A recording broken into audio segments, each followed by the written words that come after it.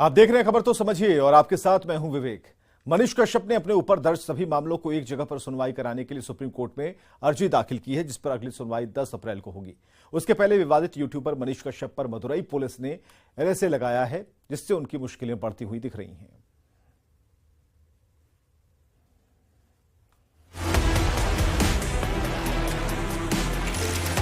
तमिलनाडु फर्जी वीडियो मामले में गिरफ्तार विवादित यूट्यूबर मनीष कश्यप की मुश्किलें कम होने की बजाय बढ़ती ही जा रही हैं।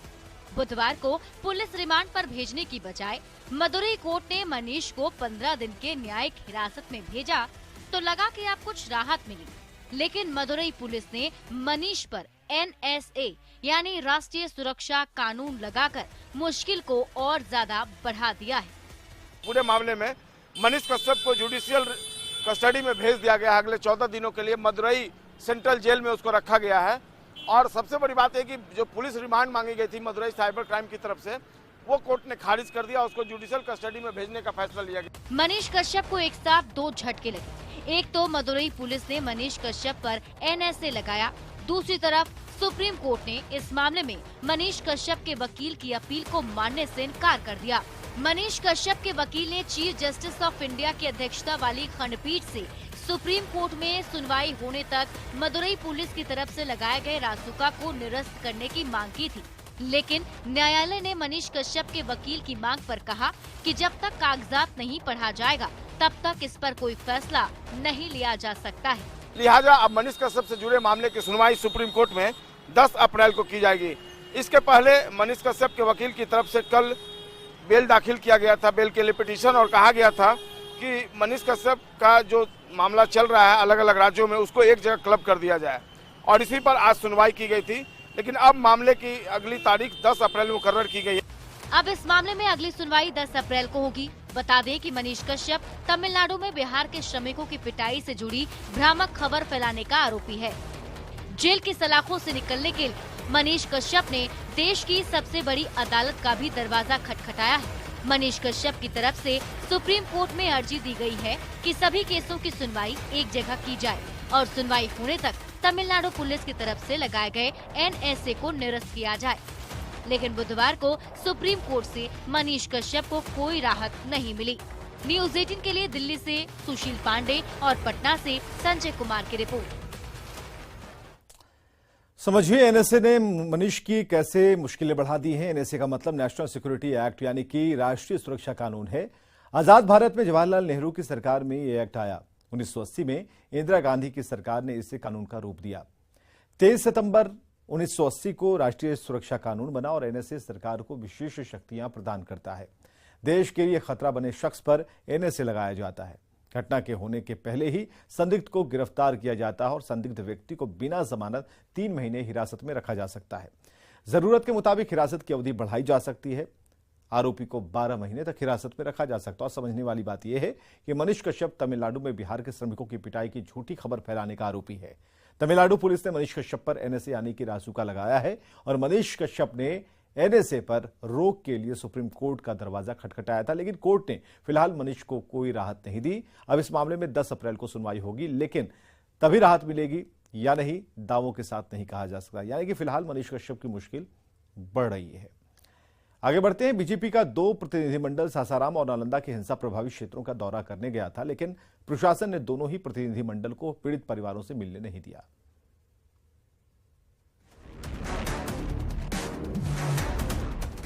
सांप्रदायिक हिंसा की आग भले ही बुझती हुई दिख रही हो, लेकिन हिंसा पर सियासत की आग तेज होती जा रही है। पटना से बीजेपी का 2 प्रतिनिधिमंडल हिंसा प्रभावित सासाराम और नालंदा के लिए रवाना हुआ, लेकिन प्रशासन ने दोनों ही प्रतिनिधिमंडल को हिंसा प्रभावित इलाके में जाने और पीड़ित परिवारों से मिलने से रोक दिया। नालंदा जाने वाली बीजेपी की टीम का नेतृत्व नेता प्रतिपक्ष विजय सिन्हा कर रहे थे, जबकि सासाराम जाने वाली टीम को पूर्व डिप्टी सीएम तारकिशोर प्रसाद और रेणु देवी लीड कर रहे थे। नालंदा गए बीजेपी प्रतिनिधिमंडल को प्रशासन ने सांप्रदायिक हिंसा में मारे गए गुलशद कुमार के परिजनों से मिलने नहीं दिया, जिससे नाराज नेता प्रतिपक्ष विजय सिन्हा ने सरकार पर निशाना साधा।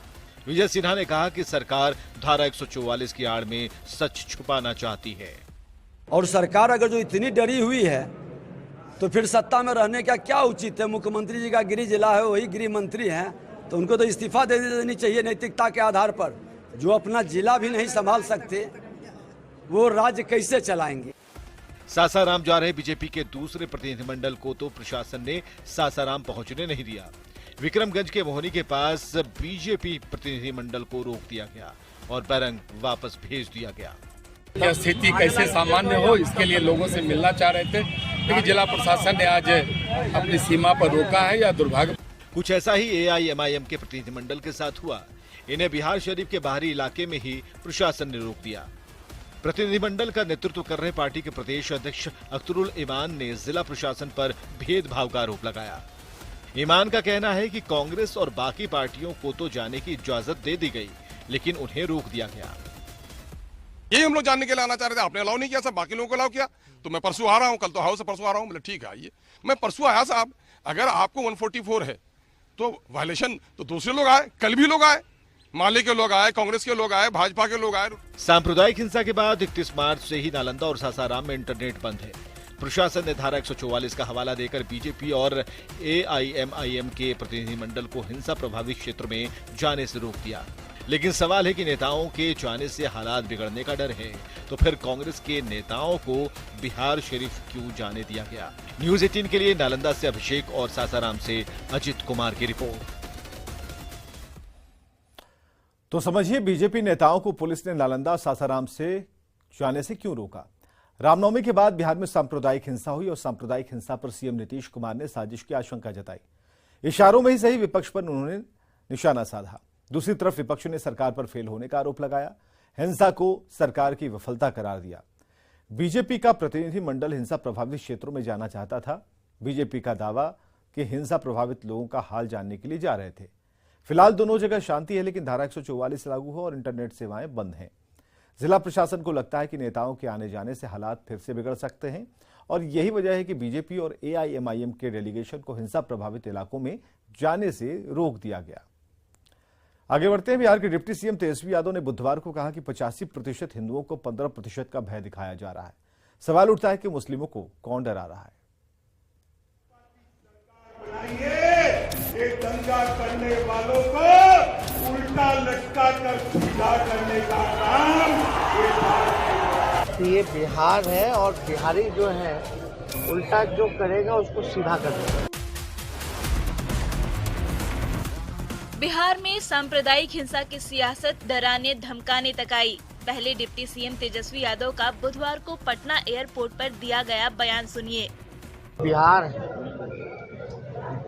हम तो कहना चाहते हैं कि ये बिहार है और बिहारी जो है उल्टा जो करेगा उसको सीधा कर देगा। सुना आपने, तेजस्वी का कहना है कि बीजेपी RSS के लोग 85% हिंदुओं को 15% का भय दिखा रहे हैं। तेजस्वी यादव के बयान पर सियासी बयानबाजी का दौर शुरू हो गया है। लोक जनशक्ति पार्टी रामविलास के प्रवक्ता धीरेन्द्र कुमार मुन्ना ने तेजस्वी यादव को जाति धर्म की राजनीति से ऊपर उठने की नसीहत दी है। धर्म और जात से ऊपर उठिए उप मुख्यमंत्री जी, बिहार जल रहा है और आप अपराधी पर और अपराध पर और उसके प्रतिशत बता रहे हैं कि 15% लोग 85% को नहीं डरा रहे।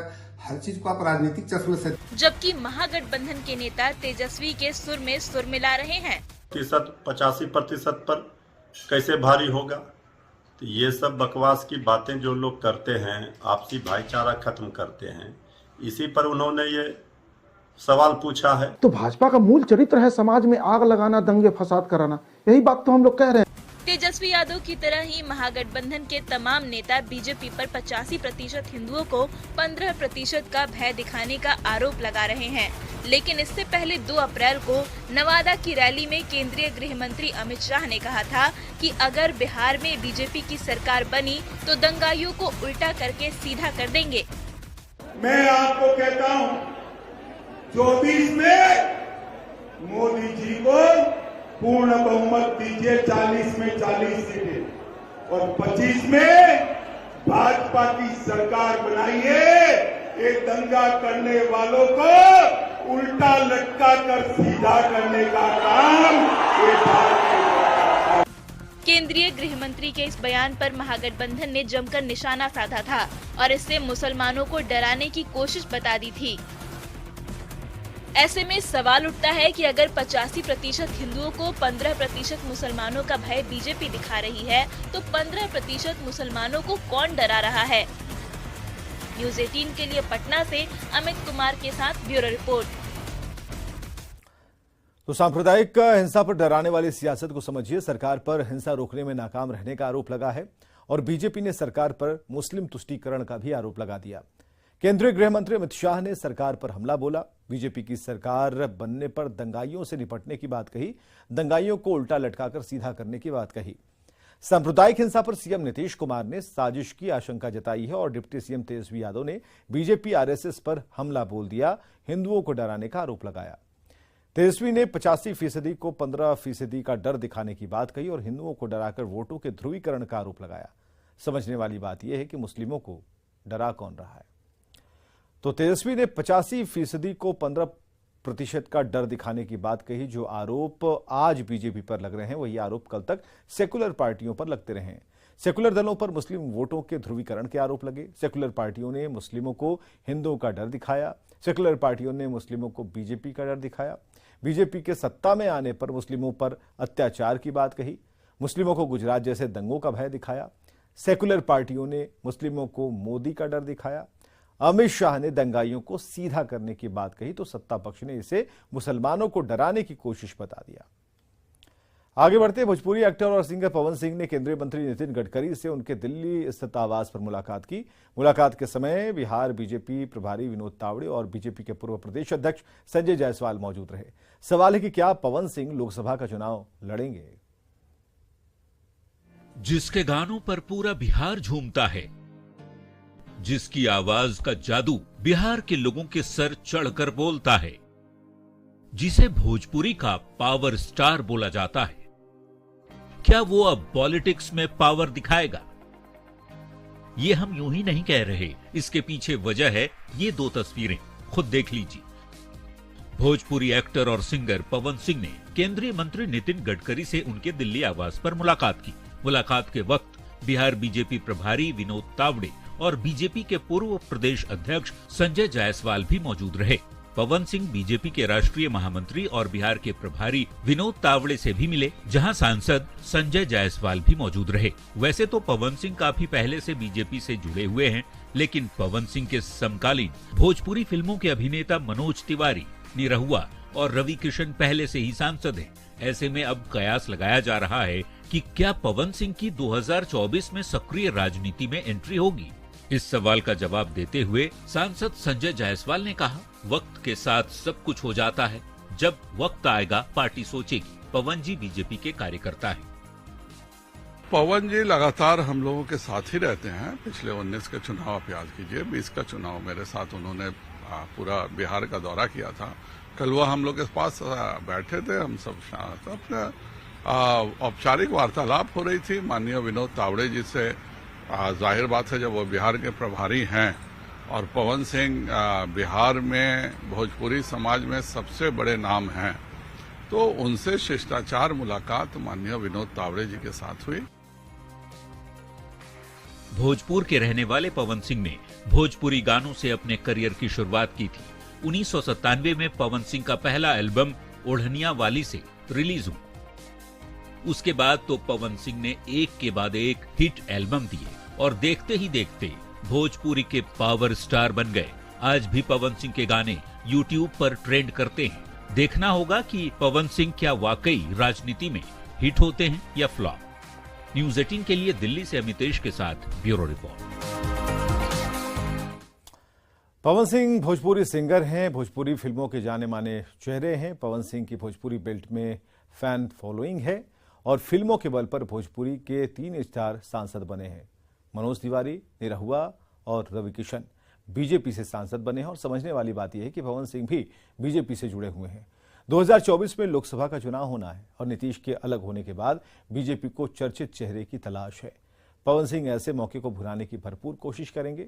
नितिन गडकरी और विनोद तावड़े से पवन सिंह की मुलाकात को इसी नजरिए से देखा जा रहा है। झारखंड बंगाल बॉर्डर पर लगातार तीसरे दिन कुड़मी समाज का आंदोलन जारी रहा और इसके चलते नेशनल हाईवे नंबर 6 पर गाड़ियों के पहिए थमे रहे।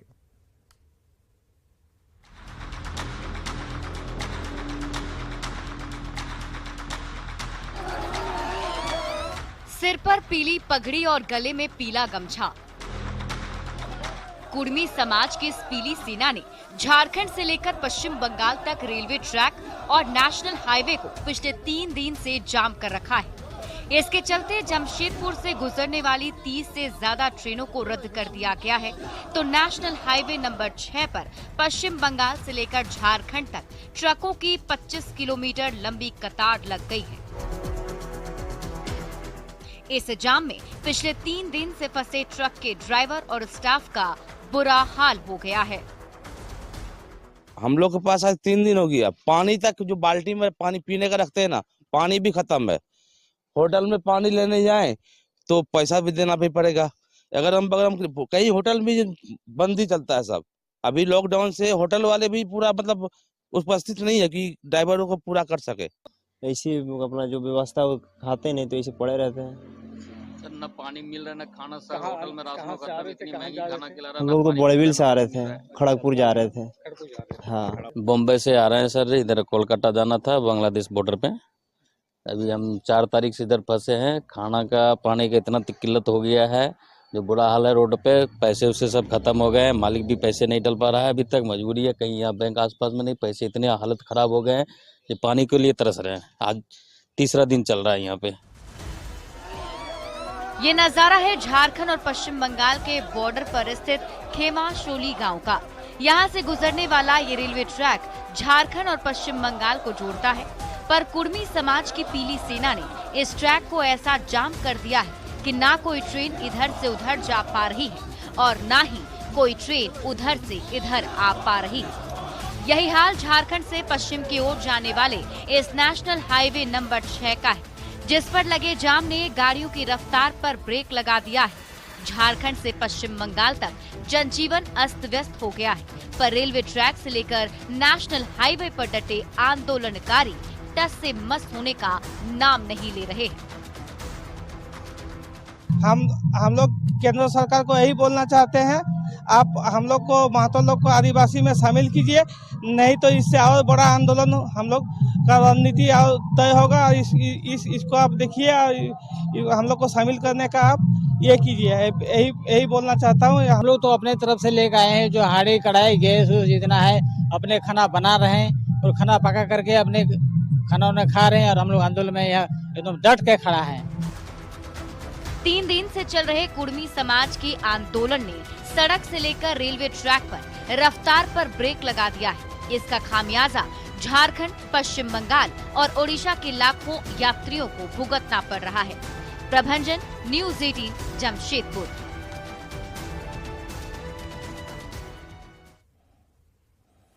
चलिए खबर समझिए। झारखंड बंगाल बॉर्डर पर तीसरे दिन भी आंदोलन चलता रहा। कुड़मी समाज के लोग एसटी का दर्जा मांग रहे हैं और दरअसल झारखंड में एसटी को 26% आरक्षण है। आंदोलन की वजह से ट्रेन और सड़क परिवहन दोनों बाधित है और इससे लोगों को परेशानियां हो रही हैं। आइए देखते हैं इस वक्त की headlines. Headlines presented by Bharat की शान, स्ट्रॉन्ग मतलब